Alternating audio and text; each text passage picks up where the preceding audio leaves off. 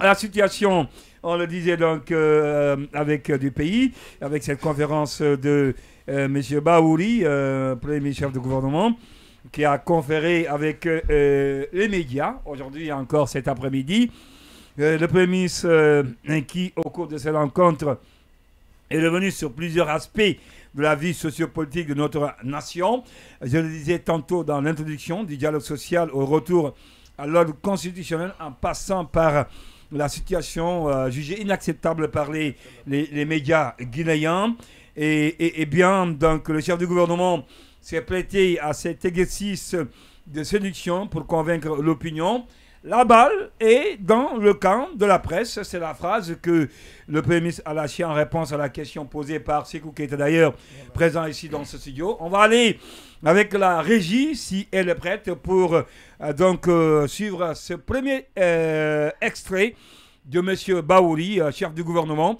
Et ensuite, derrière, on revient pour le décryptage. On estime le processus du dialogue politique a été un processus qui n'a pas été du tout facile et qui a impacté les médias. Mais la balle est de votre côté. On a fait ce qu'il fallait faire. On vous a reçu. On vous a dit allez approfondir le cadre que vous allez mettre en place en toute indépendance, c'est-à-dire le cadre d'autorégulation que vous-même vous avez décidé de mettre en place. On vous attend. Donc, ce n'est pas du côté du gouvernement, c'est de votre côté qu'il y a des lenteurs et vous traînez les pieds. Et si vous continuez de traîner les pieds, il ne faut s'en prendre qu'à vous-même. Peut-être que certains se plaisent dans cette confusion qui permet de dire le gouvernement guinéen est toujours en train de brimer les médias, ceci et cela. Mais aujourd'hui, je le dis ici, dans le cadre d'une conférence de presse, la balle est du côté des médias pour mettre de l'ordre, nous conforter par rapport au cadre d'autorégulation que vous vous êtes engagé librement de mettre en place. Et lorsque nous aurons cela, nous allons écrire à la haute autorité de la communication pour que chacun, dans le cadre des prérogatives qui lui sont reconnues, fasse le travail qui est le sien. Alors, Bahouri, chef de gouvernement, Sékou Keïta, vous étiez à la rencontre, et d'ailleurs, c'est vous qui avez posé la question.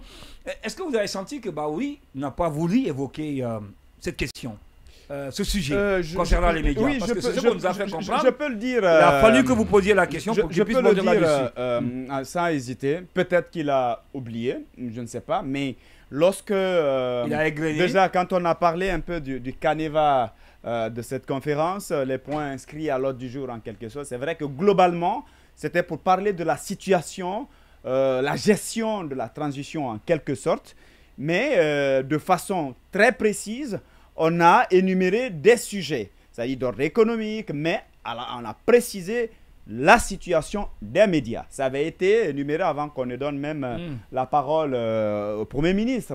Mais lorsqu'il est venu, il a parlé des autres aspects, notamment l'économie et puis la santé, ensuite les questions politiques. Oui, sans pour autant justement, toucher, mais il a fini, ouais. il est reparti, mais la question concernant les médias qui avaient été cités en amont comme étant, comme faisant partie des sujets à aborder, il ne l'avait pas fait. Sauf qu'en allant quand même, il a dit, probablement, il y a d'autres questions, d'autres sujets qui pourraient revenir dans le débat et donc il serait prêt à répondre aux questions. Donc, c'est ce qui s'est passé. Du coup, premièrement, l'idée, je suppose quand même c'est une bonne politique, c'est une bonne chose de revenir vers les médias, de façon officielle, se poser, disons, donner des explications sur des questions qui ont certainement marqué, si vous voulez, l'opinion, ou en tout cas les grandes lignes, ou des questions sur lesquelles l'opinion attend le gouvernement. C'est important que de façon périodique, que l'on vienne échanger avec des hommes de médias et prendre position. Parce que venir parler des sujets que vous avez choisis en amont, non.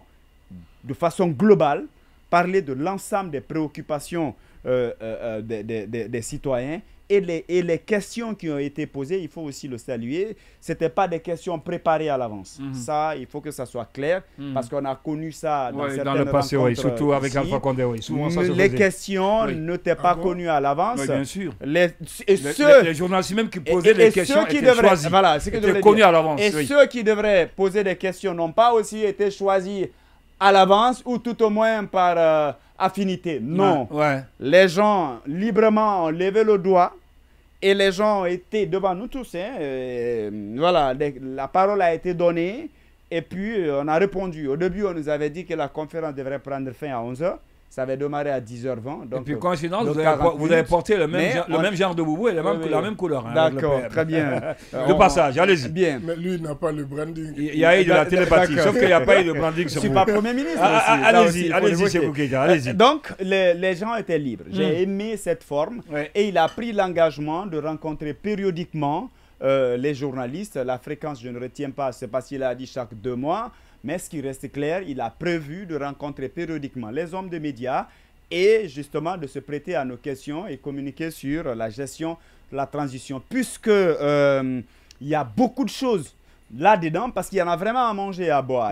Il y en a à manger et à boire. Voilà, il y a des... Comme l'ami de Monument Cissé le dit souvent. Oui. Il y a des vérités crues dedans. Il y en a beaucoup. Il y a des propos dedans qui pourraient être qualifiés de scandaleux. Il y a quand même aussi des vérités crues dans son discours. Mais puisque la question que vous me posez... Est-ce qu'on peut avoir confiance en Bahouri pour ce qui est de la gestion du reste de la transition en tant que Premier ministre? Personnellement, moi j'ai confiance en lui. Pour la simple raison qu'aujourd'hui, devant l'opinion nationale et internationale, il a dit haut et fort qu'il a la main libre, qu'il a le pouvoir et l'accompagnement du président pour assurer librement son rôle de Premier ministre. Et pour moi, c'est fondamental. Parce que vous vous rappelez, moi je l'ai évoqué. Il a dit que l'assertion, elle est fausse.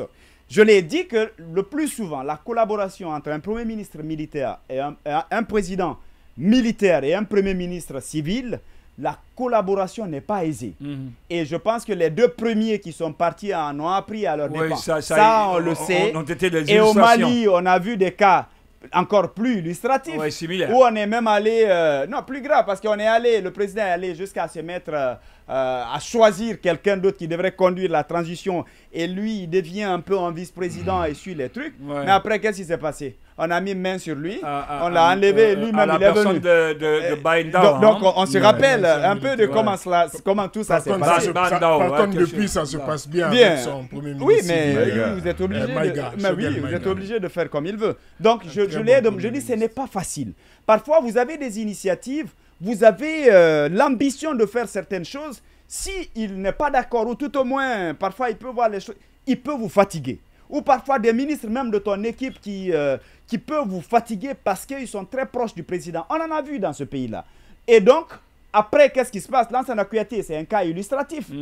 On est allé jusqu'à faire un mémo pour lui demander est-ce qu'il a les mains libres. Il avait dit tout ça pour que tout ce qu'il pose comme acte, qu'on puisse le tenir avec pour le responsable. mouvement social à l'époque, avec Justement, vous vous rappelez. Et donc, moi, je lui ai demandé, je dis, c'est une précision que personnellement, j'ai envie de comprendre. Je dis, votre nomination a suscité beaucoup d'espoir.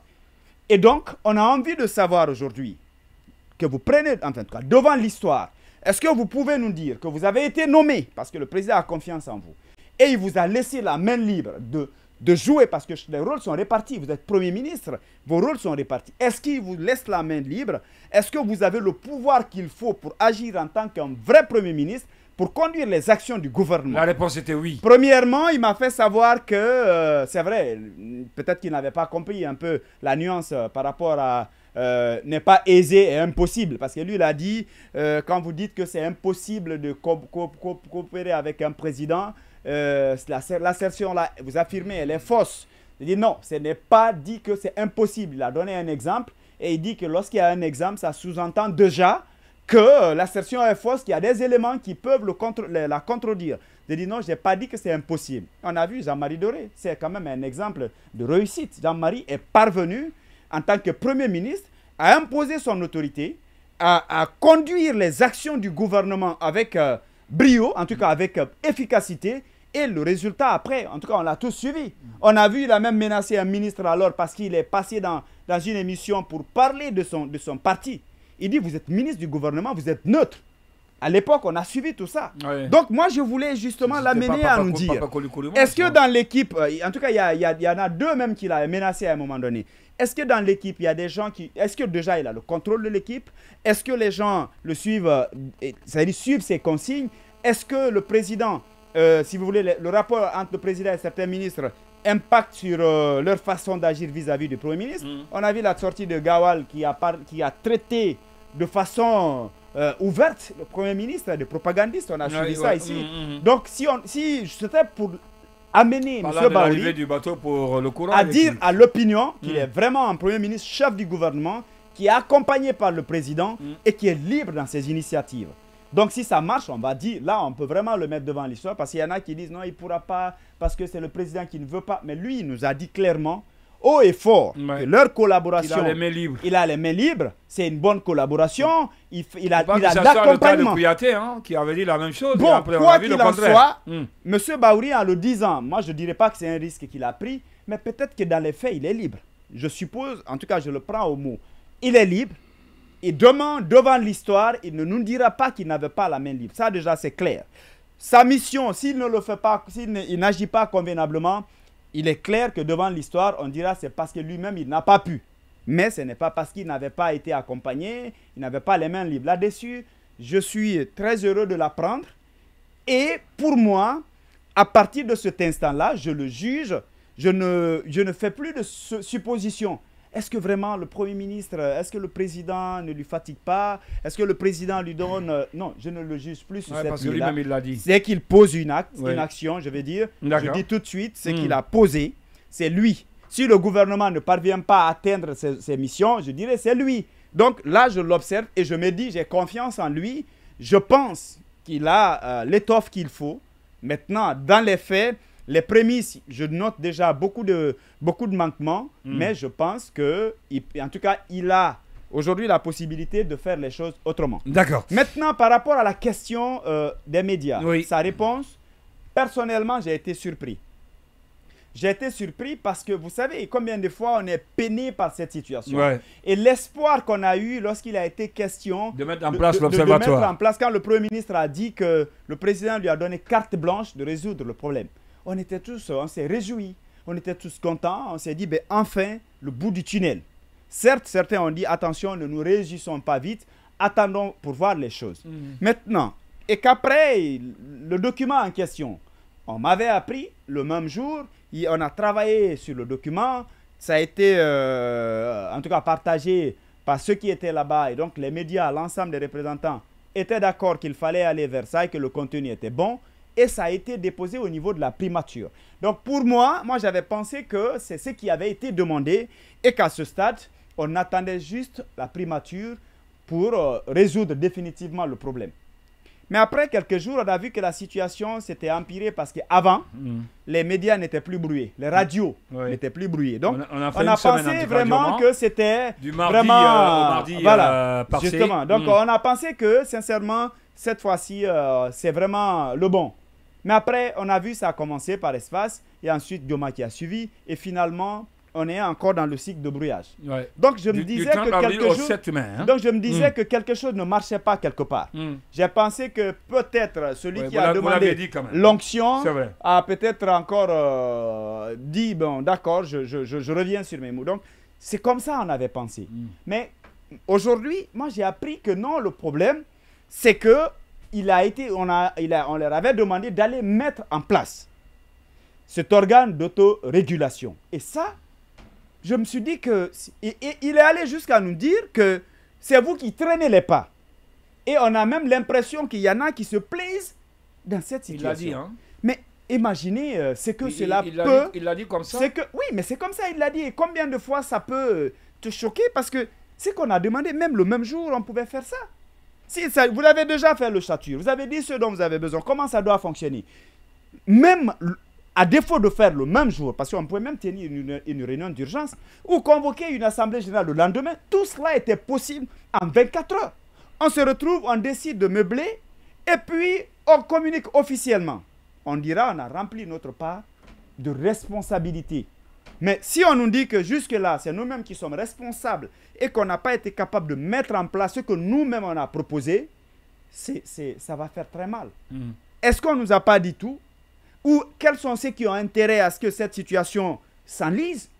Il y en a des responsables qui ne dirigent pas de médias et qui, à mon avis, n'ont rien à perdre, n'ont pas de pression. Ouais. Mais est-ce que vous pouvez me dire que la pression que Khalil Oulare a aujourd'hui, ou par exemple des patrons de médias qui se font du soleil parce qu'il y a d'autres aujourd'hui qui sont brimés. Voilà, il y en a pour reprendre Diallo, il y en a qui se développent dans notre sous-développement ou bien Diallo. Peut-être c'est ce qui est en train de se passer. Je pense qu'après cette sortie, on devrait tenir même aujourd'hui une réunion d'urgence. Pour tout de suite mettre en place... non, mais c'est trop, tout ça, c'est... Pourquoi demain? C'est qu'on demande, même si c'est une rencontre virtuelle, c'est possible. Ouais, possible. Mais je pense qu'il y a un sérieux problème. C'est pourquoi j'avais dit qu'il fallait même mettre en place une commission. C'est-à-dire tout ce qui est lié à ces associations de presse et autres là, loin de jeter l'anathème, mais on aurait dû mettre en place une commission de crise pour gérer cette situation. Une commission de crise. Si, il existe, la commission existe. Non, ce n'est pas ce qui se retrouve, ce n'est pas la commission. C'est l'ensemble des associations qui se retrouvent. Ce n'est pas la commission. Non, il y a les représentants de certaines des associations de presse. Ce dont on avait besoin, c'était de mettre certains patrons hors de ce circuit et de mettre en place une commission composée d'hommes et femmes qu'on considère crédibles, qui peuvent être hyper efficaces, qui n'ont pas besoin d'un mois pour préparer une seule réunion et qui peuvent tout de suite prendre des... En fait, que les choses bougent facilement. Mais vous voyez, depuis combien de jours on était déjà en train de dire que même hier, il devrait y avoir une rencontre. Vous entendez seulement, c'est reporté. Pour quel motif? Ben rien. Je pense qu'on a un problème. Il y a quelqu'un qui est en train de jouer le jeu quelque part. On doit balayer devant notre porte. On est d'accord. En vérité, il y a quelqu'un qui est en train de jouer le jeu quelque part. On doit balayer devant notre porte. Il y a quelqu'un qui est en train de jouer le jeu quelque part. Il y a des gens qui sont en train de jouer le jeu quelque part.